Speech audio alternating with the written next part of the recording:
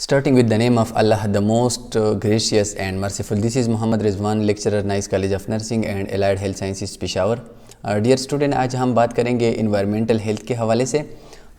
इस चैप्टर को हमने स्किप किया था चूँकि ये चैप्टर बहुत ज़्यादा लेंथी है। इसके मुख्तलिफ पार्ट है, पार्ट ए, पार्ट बी, इसके डिफरेंट पार्ट हैं क्योंकि ये रिलेटेड है इन्वायरमेंट के साथ। यानी इन्वायरमेंट में मुख्तलिफ़ किस्म के हैज़र्ड्स है, मुख्तलिफ़ किस्म के इन्वायरमेंट पोल्यूशंस है, मुख्तलिफ़ किस्म के इन्वायरमेंटल कंडीशंस है विच में काज डिजीज़। तो इसके बारे में हम इस इन्वायरमेंटल हेल्थ में हम इसके बारे में बात करेंगे। चूँकि ये चैप्टर बहुत ज़्यादा लेंथी है इसलिए इस चैप्टर को मैंने स्किप किया था और इसलिए हमने इसको बाद में जो है वो स्टार्ट किया। तो ये CHN की कम्युनिटी हेल्थ नर्सिंग की 5th चैप्टर है और अगर हम बात करें एज ए होल तो ये हमारी लास्ट चैप्टर है कम्युनिटी हेल्थ नर्सिंग की। इसके ख़त्म होने के बाद इंशाल्लाह हमारी कम्युनिटी हेल्थ नर्सिंग CHN 1 जो है वो कंप्लीट होगी। तो कम्युनिटी हेल्थ नर्सिंग की जो चैप्टर है इन्वायरमेंटल हेल्थ, ये रिलेटेड है इन्वायरमेंट के साथ। यानी जिस तरह आप लोग देखते हैं कि मुख्तलिफ़ किस्म के एरियाज़ है जहाँ पे मुख्तलिफ़ किस्म के इंडस्ट्रीज़ होते हैं, इन इंडस्ट्रीज़ की वजह से डिफरेंट वेस्ट प्रोडक्ट ये हारिज होते हैं मुख्तलिफ़ किस्म के केनाल्स में, रिवर्स में, और इसके साथ साथ ये मुख्तलिफ़ किस्म के पोल्यूशन छोड़ते हैं, मुख्तलिफ़ किस्म के एयर धुआं वगैरह छोड़ते हैं, स्मोक छोड़ते हैं, जिसकी वजह से जितनी भी इंडिविजुअल कम्यूनिटीज़ वहाँ पर रहती है उसकी हेल्थ पे इफ़ेक्ट होता है। तो ये बहुत ज़्यादा इम्पॉर्टेंट है कि अगर आप एक कम्युनिटी को इम्प्रूव करना चाहते हो, एक कम्युनिटी के हेल्थ को आप प्रमोट करना चाहते हो, तो इसके लिए ज़रूरी है कि आप कम्युनिटी के मेंबर की बिहेवियर चेंज होने के साथ साथ उस कम्युनिटी के एटमॉस्फेयर को, इस कम्युनिटी के एनवायरनमेंट को भी चेंज करें। चूँकि अगर आप कम्युनिटी के लोगों को बहुत ज़्यादा अवेयरनेस दे दे, कम्युनिटी के लोगों को बहुत ज़्यादा एजुकेट करें, कम्युनिटी के लोगों पे हर तरह के इंटरवेंशन करें, लेकिन अगर आप कम्युनिटी के एटमॉस्फेयर को, कम्युनिटी के एनवायरनमेंट को चेंज ना करें तो इस इंटरवेंशंस का कोई फ़ायदा नहीं है। क्योंकि सबसे पहले इंपॉर्टेंट बात यह है कि हम कम्युनिटी के जितने भी इन्वायरमेंटल इश्यूज़ है, इन्वायरमेंटल हैज़र्ड्स है, इन्वायरमेंटल रिस्क है, हम उसको जो है वो चेंज करें, उसको हम मॉडिफाई करें और एक इंडिविजुअल की लाइफ को हम उसकी इंडेंजरस से बचा दें।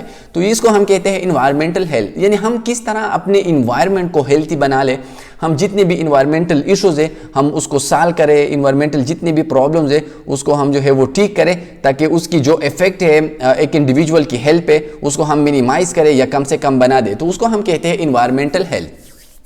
ये 5th चैप्टर है, the environment and its impact on community health. यानी इन्वायरमेंट और इन्वायरमेंट का एक कम्युनिटी मेंबर्स या एक कम्युनिटी के इंडिविजुअल के हेल्थ के ऊपर किस तरह जो है इसका इफेक्ट हो सकता है, इसके बारे में हम बात करेंगे। यानी किस तरह इन्वायरमेंट जो है वो अफेक्ट करता है इंडिविजुअल लाइफ को, इंडिविजुअल की हेल्थ को।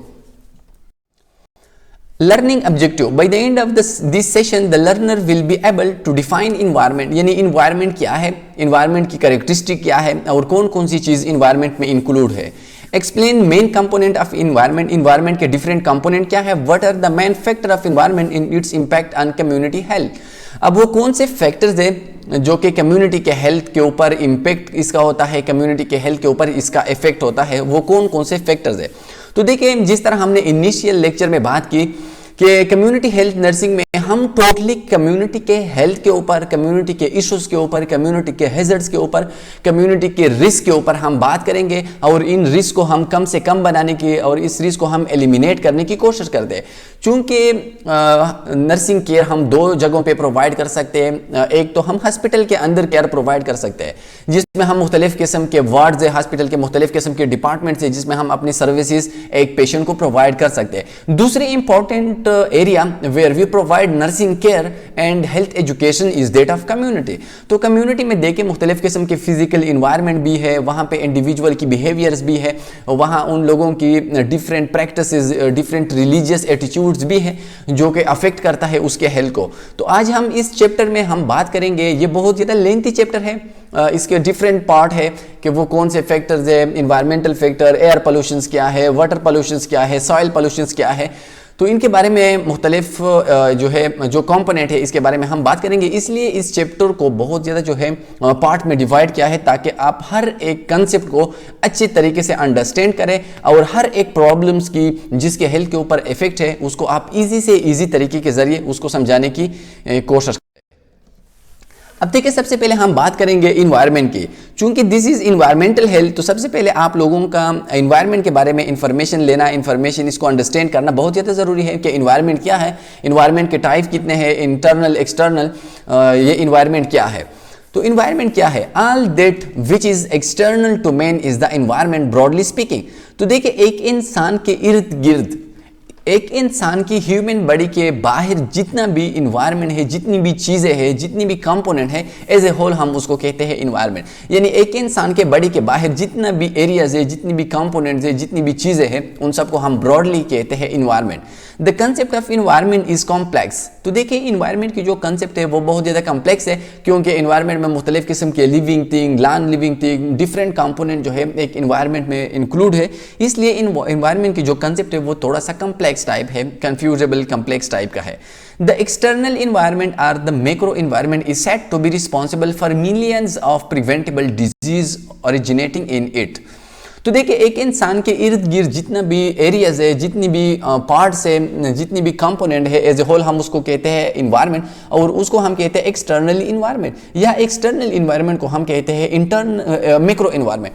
तो देखिए, दो तरह की इन्वायरमेंट होती है, एक होता है एक्सटर्नल इन्वायरमेंट, दूसरा होता है इंटरनल इन्वायरमेंट। इंटरनल इन्वायरमेंट क्या है? यानी डिफरेंट फिजियोलॉजिकल सिस्टम्स है which work inside the human body, ये किस तरह काम कर सकते हैं, कौन सा सिस्टम कहाँ पे पड़ा हुआ है, अगर हम उसकी स्टडी करें तो उसको हम कहते हैं इंटरनल इन्वायरमेंट। दूसरा है एक्सटर्नल इन्वायरमेंट। एक्सटर्नल इन्वायरमेंट वो इन्वायरमेंट है जो कि ह्यूमन बॉडी के बाहर जो है वो काम करता है, बाहर प्रेजेंट होते हैं, तो उसको हम कहते हैं एक्सटर्नल इन्वायरमेंट। इसके साथ साथ एक और इन्वायरमेंट है जिसको हम कहते हैं डोमेस्टिक इन्वायरमेंट। यानी फॉर एग्जांपल, अगर हम कम्युनिटी में एक घर के तक अपनी जो है इन्वायरमेंट को महदूद रखें, हमारी जो बात है अगर हम उसको महदूद करें, उसको स्पेसिफिक बना ले, एक होम तक, एक हाउस तक, तो उसको हम कहते हैं डोमेस्टिक इन्वायरमेंट। यानी एक घर के अंदर जिस तरह इन्वायरमेंट होता है, वहाँ पे किस तरह लोग रहते हैं, उस घर का एरियाज कितना है, वहाँ पे जो है कंस्ट्रक्शन किस तरह है, अगर हम उसकी बात करें तो उसको हम कहते हैं डोमेस्टिक इन्वायरमेंट। तो देखिए, जितना भी हमारा एक्सटर्नल इन्वायरमेंट है, ये मिलियन ऑफ डिजीज को काज करते हैं। जिस तरह आप लोग देखते हैं कि फॉर एग्जांपल इंडस्ट्री के जितने भी स्मोक्स है, उनमें different type of chemicals present होते हैं। अब ये केमिकल्स मुख्तलिफ किस्म के रिस्पायरेटरी डिसऑर्डर काज करते हैं, जिस तरह COPD है, अस्थमा है, निमोनिया है, ये मुख्तलिफ किस्म की डिजीज है जो कि काज होती है इन्वायरमेंटल फैक्टर की वजह से। और इन फैक्टर को हम या इन डिजीज को हम प्रिवेंट कर सकते हैं अगर हम उन इंडस्ट्रीज की जितनी भी स्मोक है उसको हम प्रॉपर तरीके से जो है उसको हैंडल करें, प्रॉपर तरीके से उसके लिए कोई ऐसा मैनेजमेंट टेक्निक सेट करें जिसकी वजह से हम उस स्मोक को जो है वो कम से कम बना ले। तो अगर हम उस स्मोक को कम बना ले तो उसकी वजह से हम इस स्मोक या इस प्रॉब्लम्स या इस एयर पोल्यूशन का जो इफेक्ट होता है हेल्थ के ऊपर, हम उसको मिनिमाइज कर सकते हैं। तो मतलब यह है कि एक्सटर्नल इन्वायरमेंट डिफरेंट हेल्थ के इश्यूज को काज करती है, और इस इश्यूज को हम प्रिवेंट कर सकते हैं अगर हम उस इन्वायरमेंटल की जो कंपोनेंट है, वहां पे जो फैक्टर्स है, हैजर्ड्स है, अगर हम उसको कम करें। मैक्रो इन्वायरमेंट क्या है? Macro means large. Macro environment is the domestic environment in which man lives. The term internal environment is sometime used for the environment inside the body. तो देखिए, मैक्रो इन्वायरमेंट हम मोस्टली जो है इसको use कर लेते हैं डोमेस्टिक इन्वायरमेंट, यानी वो एरिया जहां पे एक इंसान अपनी जिंदगी गुजारता है, तो उसको हम कहते हैं डोमेस्टिक इन्वायरमेंट। और डोमेस्टिक इन्वायरमेंट को हम जो है वो माइक्रो इन्वायरमेंट भी कह सकते हैं। यानी माइक्रो मीन्स स्मॉल, स्मॉल सा इन्वायरमेंट। फॉर एग्जाम्पल, अगर एक होम के हम एग्जाम्पल ले ले, एक घर के हम एग्जाम्पल ले ले, तो घर एक छोटा सा एरियाज है। जिस तरह मैंने आपको बताया कि डोमेस्टिक इन्वायरमेंट एक घर तक महदूद होता है, जहां पे एक इंडिविजुअल या एक कंपनी या एक फैमिली रहती है। तो डोमेस्टिक इन्वायरमेंट को हम कहते हैं माइक्रो इन्वायरमेंट, और एक्सटर्नल इन्वायरमेंट को हम कहते हैं मैक्रो इन्वायरमेंट। ये दो टर्म आप लोग अच्छी तरीके से अंडरस्टैंड करें। यानी एक्सटर्नल इन्वायरमेंट को हम कहते हैं मैक्रो इन्वायरमेंट, और जो डोमेस्टिक इन्वायरमेंट होता है which is specific only to one single house and one single family, this is called macro environment, या इसको हम कहते हैं domestic environment. The term internal environment is sometimes used for the environment inside the body.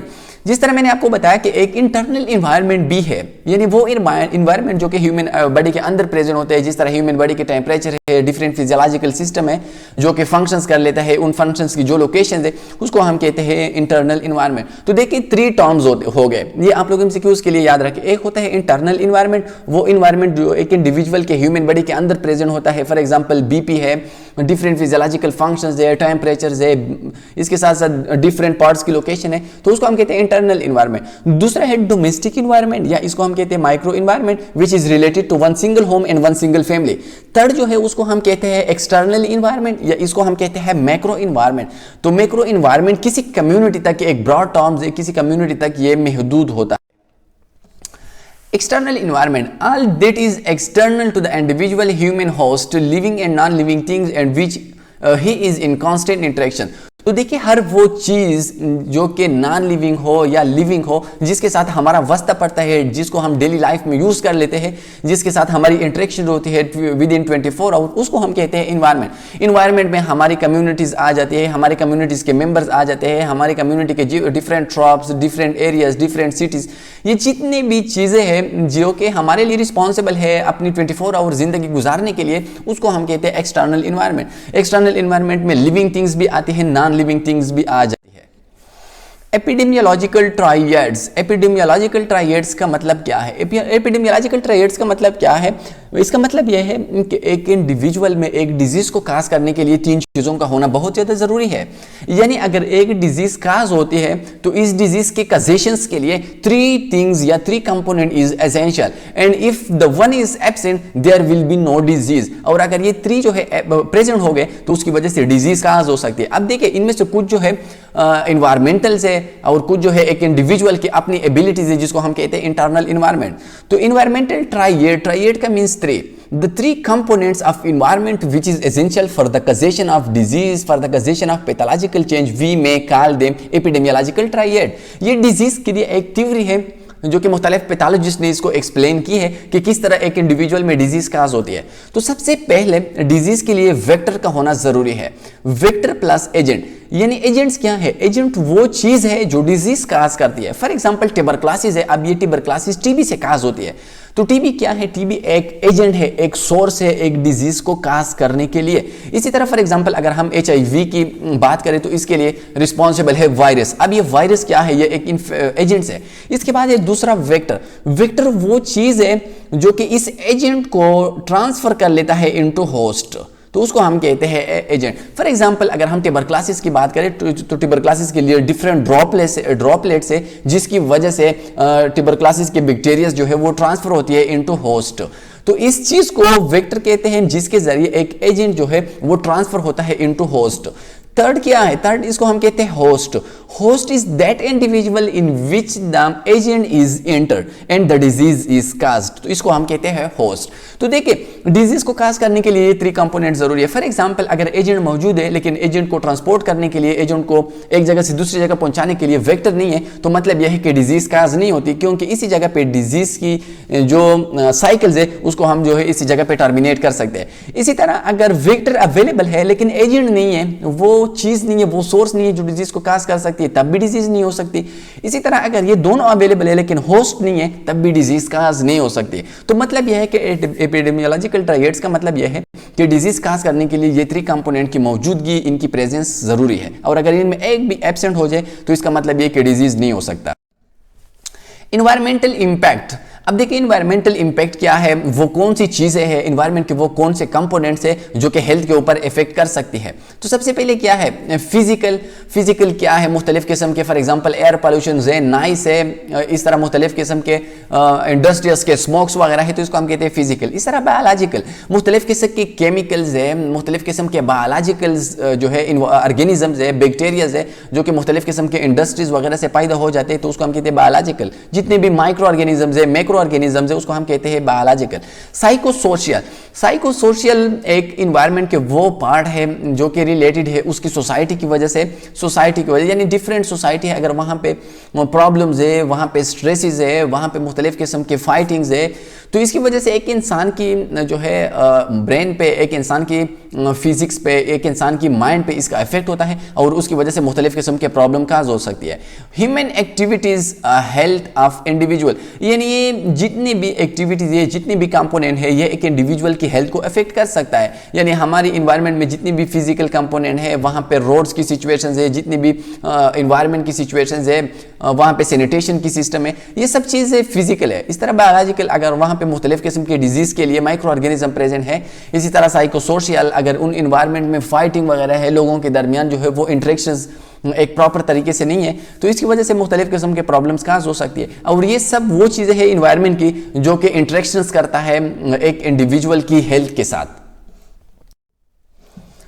Component of environment, environment के वो कौन से component है जो कि हेल्थ के ऊपर अफेक्ट कर सकते हैं, उसको हम किस तरह कैटेगराइज कर सकते हैं। तो सबसे पहले कंपोनेंट इन्वायरमेंट की क्या है, वो कंपोनेंट जो हेल्थ के ऊपर अफेक्ट कर सकता है। तो सबसे पहले इसमें है फिजिकल, यानी फिजिकल का मतलब यह है कि उसकी कोई एग्जिस्टेंस हो सकती है। तो फिजिकल कंपोनेंट इन्वायरमेंट को क्या है, एक है air, water, soil, housing, climate, geography, heat, light, noise, debris and radiation. तो देखिए जितनी भी चीज़ें हैं उसको हम कहते हैं फिजिकल। फॉर एग्जांपल एयर है, वाटर है, सॉइल है, हाउसिंग है, क्लाइमेट उस जगह की क्लाइमेट की जो सिचुएशंस है, जियोग्राफी उस एरियाज की जियोग्राफी है, यानी उसकी लोकेशंस के बारे में है, वहाँ पे हीट की, लाइट, नॉइसेस, डेब्रिज, रेडिएशन। तो ये मुख्तलिफ किस्म के वो कंपोनेंट है जो कि फिजिकल उसकी एग्जिस्टेंस हो सकती है और ये हेल्थ को इफेक्ट कर सकती है। फॉर एग्जाम्पल अगर एयर में पोल्यूशन है, वाटर में जो है डिफरेंट टाइप ऑफ कंटामिनेशन है, इसी तरह सॉइल जो है वो प्रॉपर तरीके से वहाँ पे मुख्तलिफ किस्म के गार्बेजेस है, हाउसिंग जो है वो बहुत ज़्यादा एक दूसरे के नज़दीक है, वेंटिलेशन नहीं है, क्लाइमेट बहुत ज़्यादा हार्श है।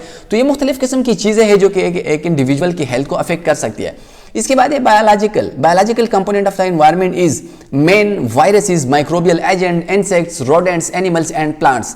तो देखिए ये मुख्तलिफ किस्म के बायोलॉजिकल का मतलब ये है कि उसकी लाइफ है, ये लिविंग थिंग्स है, यानी मेन है। अगर मेन ह्यूमन बीइंग के दरमियान इंटरेक्शंस अच्छी तरीके से नहीं है तो उसकी वजह से जो है मुख्तलिफ किस्म के प्रॉब्लम काज हो सकती है। वायरसेस है, माइक्रोबियल एजेंट्स है, इंसेक्ट्स है, इसी तरह रोडेंट्स है, जिस तरह चूहे है, रेबिट वगैरह, इसको हम कहते हैं rodents, animals and plants.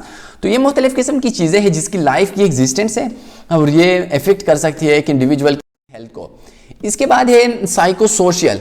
Psychosocial क्या है, यानी वो कंपोनेंट जो कि सोसाइटी के साथ रिलेटेड है, सोसाइटी की बिहेवियर के साथ रिलेटेड है, उसको हम कहते हैं साइकोसोशल। जिस तरह कल्चर वैल्यूज है, हर जगह की कल्चर अपने उसकी सेपरेट कैरेक्टरिस्टिक होती है, उसके गम और उसके शादी वगैरह के अपने तौर तरीके से हो सकती है। इस तरह कस्टम्स है, कस्टम्स यानी हमारी वो तौर तरीके जो कि गम में मना लेते हैं, वो तौर तरीके जो कि हम खुशी के मौके पर मना लेते हैं, उसको हम कहते हैं कस्टम्स। बिलीफ्स यानी बिलीफ्स, हमारी अकायद क्या है, हमारी जो है वो रिलीजन्स क्या है, इसके साथ हमारी अटैचमेंट किस तरह, habits, attitudes, moral, religion, education, lifestyle, community health services, social and political organisation. तो देखिए ये वो मुख्तलिफ किस्म के कंपोनेंट है, मुख्तलिफ किस्म के पार्ट है जिसकी एक इंडिविजुअल की सोसाइटी के साथ इंटरेक्शन है। और अगर ये प्रॉपर तरीके से इसकी मैनेजमेंट हो तो इसकी वजह से एक इंडिविजुअल की हेल्थ को हम प्रमोट कर सकते हैं। और अगर इसमें किसी भी जगह पे फॉर एग्जांपल एक कम्युनिटी है, वहाँ पे सारे लोग जो है वो इलिटरेट लोग हैं, उसको किसी चीज़ की भी समझ नहीं आती, इलिटरेट्स अनएजुकेटेड लोग हैं, तो उसका मकसद ये है कि उस कम्युनिटी में मुख्तलिफ किस्म के प्रॉब्लम्स हो सकती है। तो मतलब यह है कि अगर कम्युनिटी के लोग ज़्यादा एजुकेटेड है तो उसमें ज़्यादा अवेयरनेस होगी, अपने प्रॉब्लम्स को डील करने के लिए उसमें अच्छी तरीके से अवेयरनेस होगी और वो अच्छी तरीके से प्रॉब्लम को डील कर सकता है। The environment is all external condition, circumstances and influences surrounding and affecting the growth and development of an organization and community of organization। तो देखिए इन्वायरमेंट क्या है, इन्वायरमेंट एक्सटर्नल इन्वायरमेंट में वो सब चीज़ें, वो सब मौके, वो सब सिचुएशंस, वो सब ऑर्गेनिजम्स, वो सब living and non living things है, इंक्लूड है, जो कि एक इंडिविजुअल की लाइफ को, एक इंडिविजुअल की हेल्थ को अफेक्ट कर सकता है। Environmental health is the study and management of environment condition that affect the health and wellbeing of individual. तो देखिए इन्वायरमेंटल हेल्थ का मतलब क्या है, इन्वायरमेंटल हेल्थ का मतलब यह है the management and proper techniques which is essential for the proper management of the environment is called environmental health। या हम इसकी डिफिनीशन अगर सिंपल करें तो environmental health is the study of management of environmental condition that is related with the health of community। अगर एक individual की health के साथ जितनी भी कम्युनिटी के कंपोनेंट की रिलेशन है, अगर हम उसको जो है अच्छी तरीके से हैंडल करें, जितनी भी कम्युनिटी में हैजर से रिस्क है, अगर हम उसको अच्छी तरीके से मैनेज करें, अच्छी तरीके से एलिमिनेट करें, तो उसको हम कहते हैं इन्वायरमेंटल हेल्थ। यानी इन्वायरमेंट की जितनी भी कंपोनेंट है, वो कंपोनेंट जो कि हेल्थ के ऊपर इसका इफेक्ट है, अगर हम उसको अच्छी तरीके से मैनेज करें, अच्छी तरीके से हम उसको प्रॉपर तरीके से हैंडल करें, तो उसको हम कहते हैं इन्वायरमेंटल हेल्थ। इन्वायरमेंटल हैजर्ड्स, देखिए इन्वायरमेंटल हैजर्ड्स क्या है या हैजर्ड हम किसको कहते हैं। हैजर्ड्स की पहले आप लोग डिफिनेशन करें, एक है रिस्क और दूसरा है हैजर्ड्स। अब हैजर्ड्स क्या है? अ हैजर्ड इज अ सोर्स और a situation with the potential for harms in terms of human injuries or ill health, damage to property, damage to the environment or a combination of this। तो देखिए hazard हर वो चीज़ है, हर वो physical चीज़ है, हर वो situations है, हर वो कंपोनेंट है जो कि एक इंडिविजुअल की हेल्थ को, एक इंडिविजुअल की प्रॉपर्टी को या एक इंडिविजुअल की इन्वायरमेंट को अफेक्ट कर सकता है, तो उसको हम कहते हैं हैजर्ड्स। यानी हैजर्ड एक इंडिविजुअल की इन्वायरमेंट के ऊपर भी जो है इसका अफेक्ट हो सकता है, एक इंडिविजुअल की हेल्थ के ऊपर भी इफेक्ट हो सकता है, एक इंडिविजुअल की सोसाइटी के ऊपर भी इफेक्ट हो सकता है और एक इंडिविजुअल की इन्वायरमेंट के ऊपर भी जो है वो इसका इफेक्ट हो सकता है। अब हैजर्ड सिचुएशन भी हो सकता है और मुख्तलिफ किस्म के कंपोनेंट, मुख्तलिफ किस्म के सोर्स भी हो सकती है। यानी मुख्तलिफ किस्म के सिचुएशंस और मुख्तलिफ किस्म के सोर्स, यानी इसकी सिचुएशन भी हो सकती है और इसके फिजिकल एग्जिस्टेंस भी हो सकती है। इन्वायरमेंटल हैजर्ड में भी बायोलॉजिकल, जिस तरह हमने बात की, इसकी सोर्स भी हो सकती है और ये फिजिकल भी हो सकती है। Biological, chemical, physical, psychological, sociological are site and location hazards. तो हैजर्ड्स का मतलब सिंपल, हैजर्ड्स वो चीज़ है जो कि एक इंडिविजुअल की लाइफ के लिए जो है एक डेंजरस बन सकती है, एक इंडिविजुअल की इन्वायरमेंट के लिए डेंजरस बन सकती है या एक इंडिविजुअल की प्रॉपर्टीज के लिए डेंजरस बन सकती है। फॉर एग्जांपल अल्लाह ना करे किसी जगह पे जो है वो बम ब्लास्ट हो गया। अब ये बम ब्लास्ट क्या है, इसकी वजह से मुख्तलिफ लोगों की हेल्थ को भी जो है इसकी वजह से प्रॉब्लम हो सकती है, मुख्तलिफ किस्म के प्रॉपर्टीज भी इसकी वजह से लॉस हो सकती है, मुख्तलिफ किस्म की बिल्डिंग की भी जो है इसकी भी डिस्ट्रक्शन हो सकती है, तो इसको हम कहते हैं हैजर्ड्स। तो ये हैजर्ड्स मुख्तलिफ किस्म की, इसमें बायोलॉजिकल भी हो सकती है, मुख्तलिफ किस्म के ऑर्गेनिज्म भी हो सकते हैं, केमिकल्स भी हो सकते हैं, जिस तरह डिफरेंट टाइप ऑफ केमिकल्स है, लीड्स है, आर्सेनिक्स है।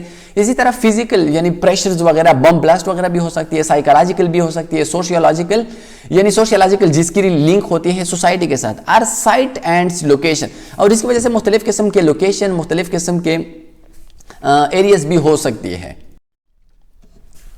अब सबसे पहले हम बात करेंगे बायोलॉजिकल हैजर्ड्स के हवाले से। These are living organism or their products that harmful to human beings. हर वो लिविंग ऑर्गेनिज्म या उन लिविंग ऑर्गेनिजम्स की वजह से जो चीज़ सिंथेसाइज होती है, फॉर एग्जांपल बैक्टीरिया है। अब बैक्टीरिया डायरेक्टली भी एक इंडिविजुअल की हेल्थ को इफेक्ट कर सकती है, डिजीज को काज कर सकती है, लेकिन बैक्टीरिया टॉक्सिन्स को भी रिलीज कर सकता है और ये टॉक्सिन्स भी हार्मफुल है एक इंडिविजुअल की लाइफ के लिए। तो इन दोनों को हम क्या कहते हैं? इन दोनों को हम कहते हैं बायोलॉजिकल हैजर्ड्स, यानी microorganism plus their toxins, we may collectively call them biological hazards. Waterborne disease are disease that are transmitted in drinking water. Waterborne disease क्या है? Waterborne disease वो disease है जो कि contaminated water के पीने की वजह से एक इंडिविजुअल में काज होती है, उसको हम कहते हैं waterborne disease. Example are polio viruses, hepatitis A viruses, salmonella, shigella, cholera, amoebic dysentery, giardia and cryptosporidium. तो ये वो मुख्तलिफ किस्म की डिजीज़ है, आप उसके एग्जाम्पल याद रखें and you will talk about them in a detail in third semester AHN adult health nursing. यानी आप उसके बारे में कंप्लीट डिटेल से बात करेंगे कि सल्मोनेला क्या है, शाइजिला क्या है, कोलरा क्या है, एमोबिक डायसेंट्री क्या है, ये आप लोग डिटेल से पढ़ेंगे एडल्ट हेल्थ नर्सिंग में थर्ड सेमेस्टर में। तो सबसे पहले आप लोगों को ये याद रखना चाहिए कि वाटरबॉर्न डिजीज़ क्या है और वाटरबॉर्न डिजीज़ की एग्जाम्पल्स क्या है। These disease organisms are shed into water in feces and can produce illness in those who consume untreated contaminated waters. तो देखिए ये एक इन्वायरमेंटल हैजर्ड्स है। फॉर एग्जांपल अगर एक इंडिविजुअल की फीसिस में फॉर एग्जांपल इसी तरह जो है वो एक माइक्रो ऑर्गेनिज्म प्रेजेंट है और वो फीसिस जो है वो पास करे किसी ओपन एरियाज में या किसी वाटर सोर्स में, और एक individual healthy individual in contaminated water को without any treatment, without any filtrations, without any proper techniques अगर वो उसको यूज करे, उसको पी ले, तो उसकी वजह से उसमें मुख्तलिफ किस्म के डिजीज काज हो सकती है। तो मतलब ये है कि waterborne disease is those disease which cause from in drinking a contaminated waters. Our municipal water treatment facilities are usually able to purify water by removing these agents or killing them by disinfecting the water. तो देखिए मुख्तलिफ किस्म के areas में, मुख्तलिफ किस्म के cities में, टाउन्स में वहाँ पे डिसइंफेक्टेंट्स वाटर प्लांट्स कायम किए जाते हैं। और इन प्लांट्स का काम क्या है? इन प्लांट्स का काम यह है कि ये मुख्तलिफ किस्म के कम्युनिटी मेंबर्स को फिल्टर्ड वाटर प्रोवाइड कर लेते हैं, फिल्टर वाटर की फैसिलिटीज उनको प्रोवाइड कर लेता है। अगर इन कम्युनिटीज़ के वाटर में कुछ बायोलॉजिकल हैजर्ड्स अवेलेबल है तो उसको अच्छी तरीके से डिसइंफेक्ट करता है, उसको अच्छी तरीके से किसी केमिकल के जरिए, किसी फिजिकल प्रोसेस के जरिए, रेडिएशन के जरिए उस माइक्रो ऑर्गेनिजम्स को किल कर लेता है और वाटर को माइक्रो ऑर्गेनिज्म या बायोलॉजिकल हैजर्ड्स फ्री बना लिया जाता है। फूड बर्न डिजीज, दूसरा है food borne disease. Food borne disease वो डिजीज है जो कि हमें काज होती है अगर हम किसी कंटामिनेटेड फूड को खा लें। Disease transmitted in are on food, यानी वो डिजीज जो कि फूड की वजह से हमें काज होती है या उस डिजीज के माइक्रो ऑर्गेनिज्म फूड के अंदर प्रेजेंट हो, तो उसको हम कहते हैं फूड बर्न डिजीज। यानी food borne disease contaminated food की वजह से, फॉर एग्जांपल एक फूड है, ब्रेड है, अगर ब्रेड के अंदर फॉर एग्जांपल कोई चेंजेस आ गई, उसकी जितनी भी कंपोजिशन है ब्रेड की, अगर उसमें कार्बोहाइड्रेट्स वगैरह में कोई जो है चेंजेस आ गई, तो उसकी वजह से भी डिजीज काज हो सकती है। दूसरी, अगर इस ब्रेड के अंदर कोई जो है फॉरेन माइक्रो ऑर्गेनिज्म जो है, या फॉर एग्जांपल ईस्ट के माइक्रो ऑर्गेनिज्म इंटर हो गए, तो इसकी वजह से भी डिजीज काज हो सकती है। इन दोनों सिचुएशन को हम कहते हैं food borne disease. Example of food borne disease are that of bacteria salmonella, serotypic enteritidis, escherichia coli as well as other agents. तो ये उसकी एग्जांपल है, एमसीक्यूज के लिए याद रखें कि वो कौन कौन से डिजीज है which is cause because of food burn transmission process. To protect against foodborne disease, sanitarian from local health departments routinely inspect food services establishment, restaurants and retail food outlets, supermarket to verify that the food is being stored and handled properly। तो देखिए इसके लिए मुख्तलिफ किस्म के drug and food regulation authorities है जिसको हम कहते हैं FDA। ये मुख्तलिफ रेस्टोरेंट पे, मुख्तलिफ किस्म के सुपर मार्केट्स में ये मुख्तलिफ किस्म के इंस्पेक्शन उसकी करते हैं और वहाँ पे ये देखते हैं कि जिस तरह फूड की जो है स्टोरेज के लिए प्रॉपर टेक्निक्स है वो टेक्निक्स अप्लाइबल है कि नहीं। इस तरह मुख्तलिफ किस्म के रेस्टोरेंट में फूड हैंडलिंग यानी फूड प्रिपरेशन के लिए जो स्टेप्स अप्लाई की जाती है उसको भी देखते हैं, और किसी जगह पे कोई डिफिशियंसी उसको नज़र आई तो वहाँ पे उन लोगों को वो जुर्माना कर लेते हैं, उसके ऊपर वो भारी फाइन जो है वो डाल देता है।